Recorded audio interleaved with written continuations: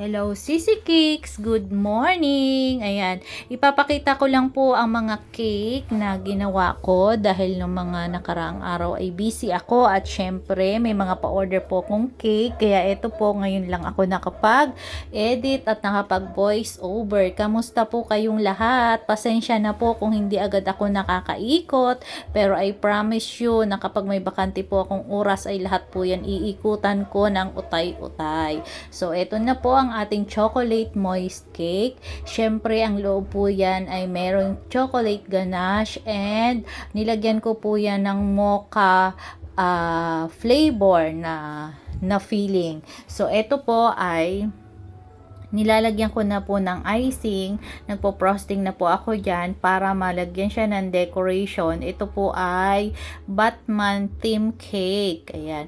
Meron po itong kasamang 12 cupcakes, pero ang 12 cupcakes po ay ipinangalan doon sa ibang may birthday. Dahil po ito ay tatlong celebration, so tatlo po silang may birthday.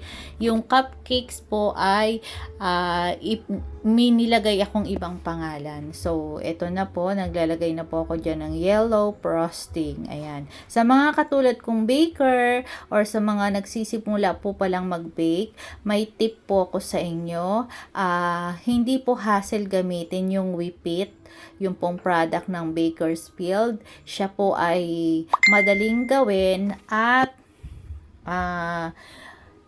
madali po siyang i-frosting at bukod po doon, kahit po mainit ang panahon, dahil usually dito sa Pilipinas ay mainit ang panahon, nagmi-melt yung ating mga icing, ito po ay panlaban. So try nyo po, subukan nyo po itong product ng Bakersfield. Ayan, napakatibay sa init. Ayan. So, ito na po ang ating mga cake topper. Batman yan ang mga design na nilalagay ko na po. Ayan. Yan po ay printed topper lang. So, ano lang po siya.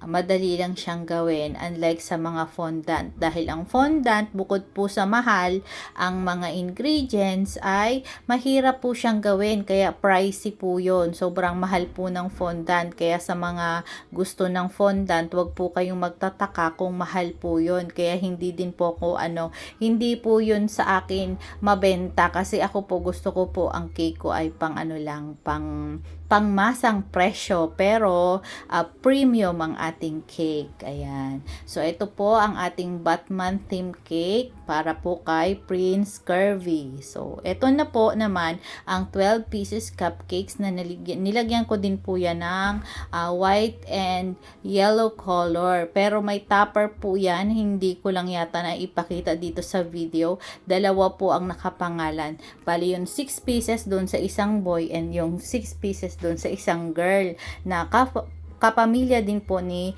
Ma'am Dali. Shout out kay Ma'am Dali. Si Ma'am Dali po ay nasa abroad. Siya po ay suki ko na. Every time na mayroong birthday sa kanyang family ay sa akin po siya bumibili ng cake. Ayan. So kay Sir JR and kay Ma'am Dali, shout out po dahil pareho po silang nasa abroad. So eto na po ang aking Batman theme cake. Ayan. Sa mga hindi pa po nakaka-follow, sa hindi pa nakakapanood, please watch my videos and don't skip the ads po. Salamat po ng marami. Lagi nyo pong abangan ang aking mga uploaded videos, lalo na po yung mga ginagawa kong cake. So sa mga suki ko, maraming salamat. Sa mga taga-Kalapan, pwede po kayong umorder sa akin. Available po ang aking cake dito lang po sa Kalapan City. Ayan. Paki-PM nyo po ako. Marami pong salamat sa laging nyong panunood sa akin.